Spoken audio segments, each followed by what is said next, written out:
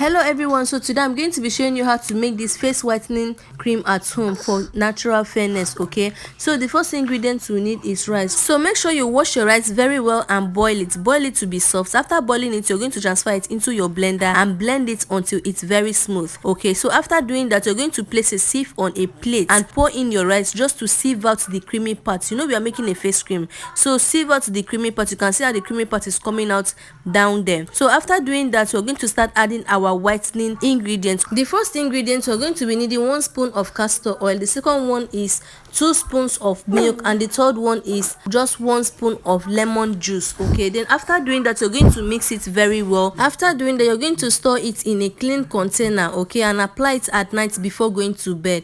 You can store the remaining one in the fridge for up to a week. Note, all the ingredients I use in making this face cream are all natural ingredients and they contain skin lightening properties. Thank you for watching.